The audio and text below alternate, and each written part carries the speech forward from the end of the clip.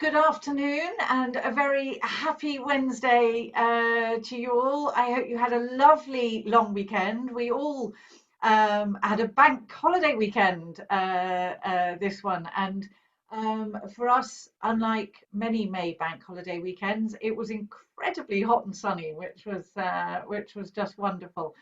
So I even tried out some new walks and so on that will be wonderful to share with your clients when they start coming back over and visiting us again. So this afternoon we have, or morning, sorry, for some of you, we have a real treat. It's one of my personal favourites, a beautiful old Elizabethan manor house called Chavenage House, which is down in the south of the Cotswolds, and is absolutely magical. And I'm really pleased because you're not just going to have to hear this from me for once, which is great. Obviously, I do tell you the truth, but I am slightly biased because I do rather love the English countryside. But Debbie Crockett-Rice, who has joined us for many of these tea and training events, she visited Chavenage with something that we arranged for Debbie last year. And so I asked her to just share from her perspective just how utterly magical it is. So I'll hand over to you, Debbie, just to have to share your impressions of Chavenage. Yes, I just want to let everyone know that it was truly one of those experiences you don't forget. And I think what was very magical about it was the family that owns it, the old gentleman that is the lord of the manor, so to speak. He usually doesn't come out and give tours, but I think he, maybe you had some special influence on him. It goes back to, I mean, in the family for centuries, and it's not a slick visit. It's kind of off the beaten path. And you would know it from Poldark, of course, if you watch Poldark. And the old gentleman took us all around the grounds, the chapel, the old chapel that's connected, and referenced, of course, Poldark, and you could just picture the TV, the scenes that are in Poldark, and with Trenwith, that's what it was called, Trenwith. And I cannot emphasize enough that it is worth this for you to recommend to your clients, because it is a singular experience. It is, as I say, it's not a rehearsed, it's not slick, but it's very individual and very, he's a real raconteur, and he tells stories, about the various, Oliver Cromwell, and we see Oliver Cromwell's bedroom, and he tells the story of Poldark. And this place was actually used a lot for weddings, but they have found that it is more productive for them to use the place as a movie set. And hence that's where Poldark has really kind of put it on the map. But it's still not anything like Blenheim or Stoner Manor. It's just something that you will never experience again, because this family is very, I would say very bohemian, but lovely and charming and warm, and the stories and the centuries that goes back to, as a luxury travel agent, these are, as you know, this is experiential travel, and it really is experiential travel at its best. Thank you, Debbie. That's perfect. I certainly could not have put it any better. And what you've said, the experiential bit is absolutely key. We describe our experiences as rarefied, authentic, and edifying, and Chavenage absolutely fulfills all three of those. It's so very real, Blenheim is beautiful, Highclere is beautiful, Chatsworth, and so on. But this is very real. So we're going to carry on sharing now some videos and a little bit of the history with you, and so on. And Debbie will fill in where I maybe forget one of his glorious anecdotes. Uh, this is a beautiful view of the side of the chapel, and one side of the house, as you can see. So it's a true Elizabethan style manor house, which is just fabulous. And just to give you a little bit of the history, you know how much I love my history, and Debbie will correct me if I get any of this wrong.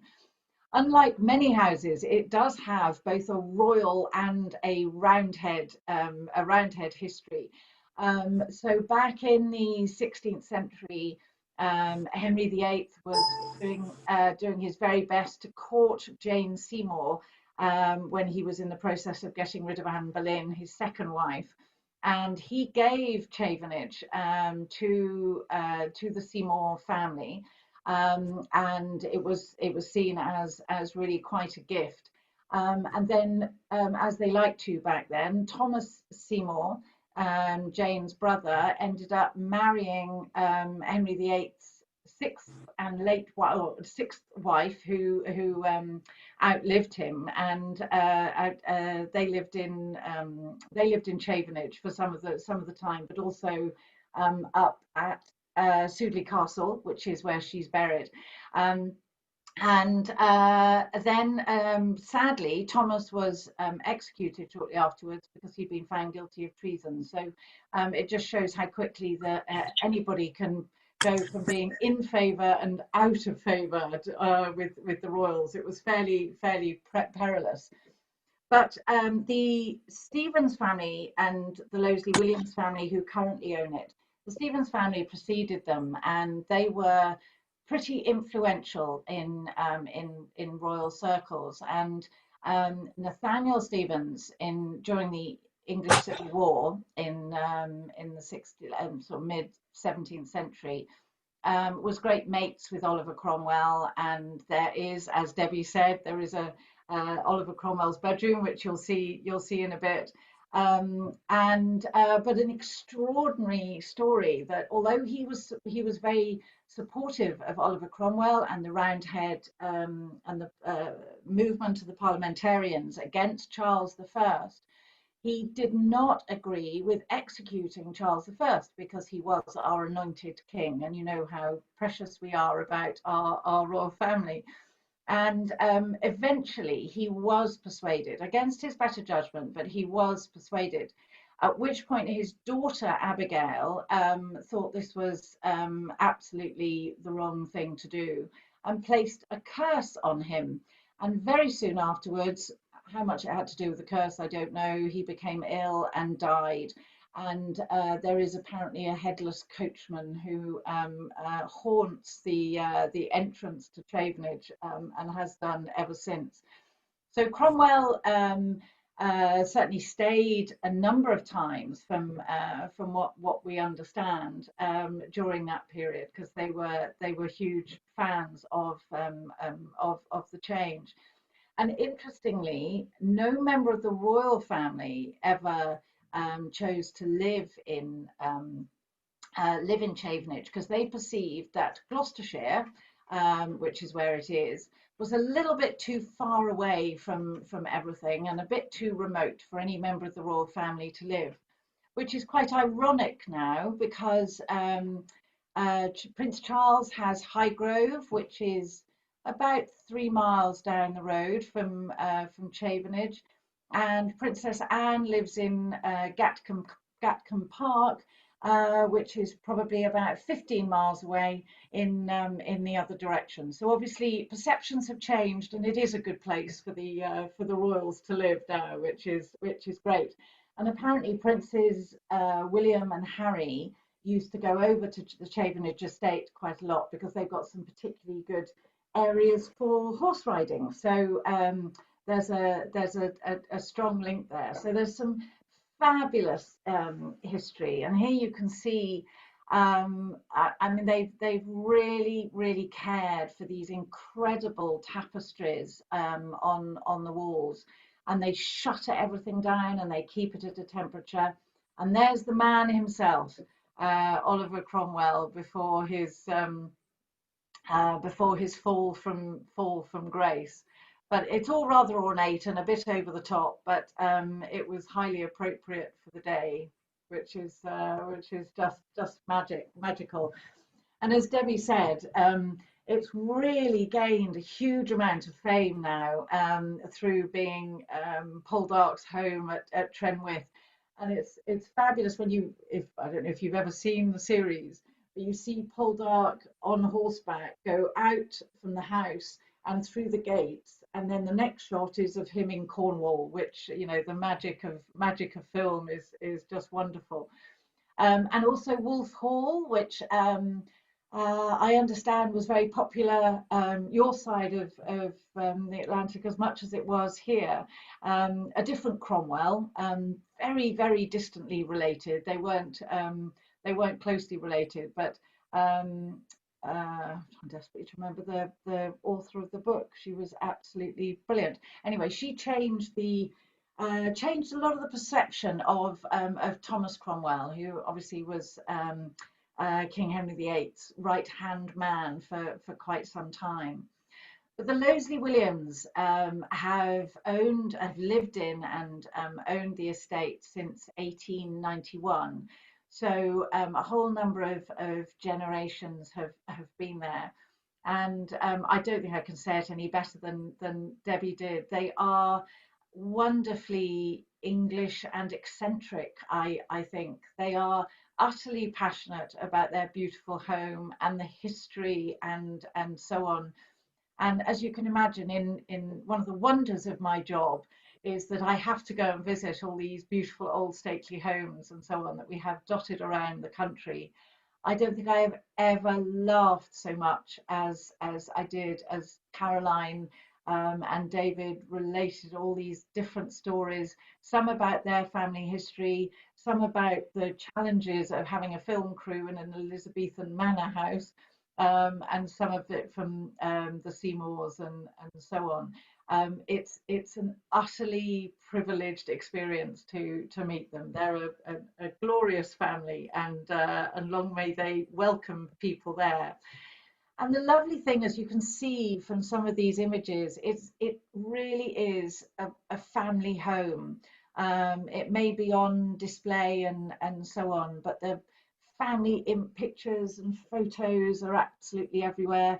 As they show you around the house, the dogs are all running around with them as well.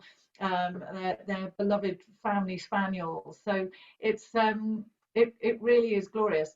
And this is the chapel that you saw the outside of it, just at the start, and it's so pretty.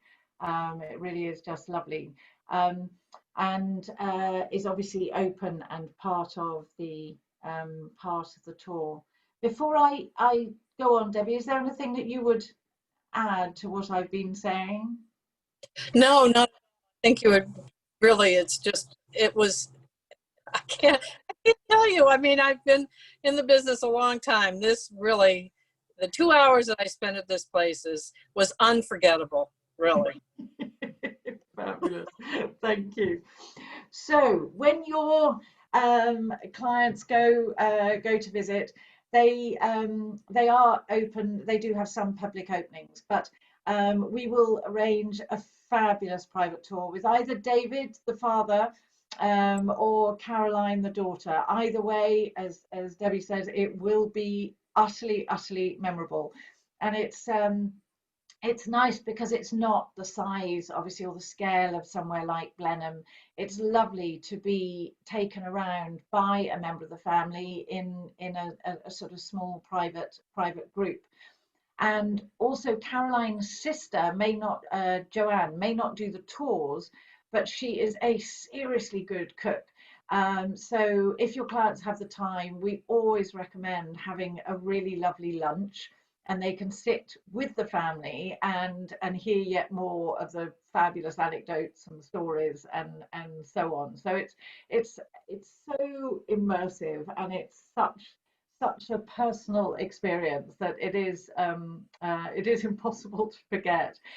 And then literally just a couple of miles down the road, we can arrange for them to go and have a lovely tour. We did mention Tetbury when we were talking about places in the Cotswolds, and Tetbury is a beautiful old market town, very famous for being a wool trading town, as many of those towns were back in the day. But it's now famous for having more antique shops in a place the size of Tetbury than you can imagine. So if you have clients looking for somewhere for a lovely home, or just enjoy their antiques, it's the perfect place to go. And there are some fabulous hotels locally. Calcutta Manor, Watley Manor that we talked about, with the two Michelin starred restaurant, and so on. So it's I would say in our recommendation is it's a bit too far to do it from London in a day. It's a good hour and 45 minutes away. But if you have clients doing an overnight and visiting Bath or the Cotswolds, or even down in Hampshire, then it's definitely doable, and it's well worth it, as you can probably pick up from what we're saying. So as a point sort of in the southern Cotswolds, where you've got go up to Chipping Campden and the Upper and Lower Slaughter and Broadway and so on, absolutely perfect. And if you're heading en route down towards Cornwall to go and see some of the other Poldark sites, then it's a fabulous stopping point. I'm afraid we can't guarantee that you'll meet Aidan Turner there, but there'll be lots of pictures of it. And Caroline will certainly share some stories about Aidan Turner. I think she's the biggest fan on the planet. So here are just some lovely images. It's there's a little bit that was built on later, but the majority of it is all from those Tudor days, 500 years ago, extraordinarily. But And it's that looking good. sorry, that's his portrait, David's portrait. Oh yes, absolutely. That is the man himself. Yeah, it's just glorious. So again, you know, as we say with our itineraries, you could do one suggested variation could be going from London via Stonehenge, then on to Chavenage, and then staying somewhere, you know, Calcutta or Watley or somewhere in the area. That's a nice easy one to do. Or start in the North Cotswolds, as I say, and head southwards. But it's certainly well located for all sorts of other fabulous experiences. And again, an idea of pricing for you, including a visit to Tetbury, a lovely afternoon tea, and that private tour and private lunch. But one thing I can absolutely guarantee to you is that your clients will be made to feel more welcome at Chavenage probably than anywhere else that they will go in the UK. It's Caroline and David love finding out about who their visitors are before they go. So we'll try and get a bit more information from you, and then they can have a good old chat when they get there. Okay, so that is our little tour of Chavenage, and you can see the rest of the film footage on the YouTube channel and on our website as well. So you can see even more of the beautiful grounds and the house. And the weather was very kind to me that day. It was beautifully sunny, so so you can see it at its best. So, are there any questions that I can answer, or Debbie can answer actually?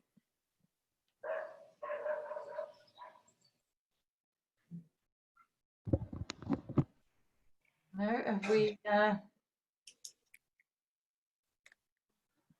Seems like we have we've answered all of the questions. Well, as always, we will be sending you the recording and all of the supporting information tomorrow.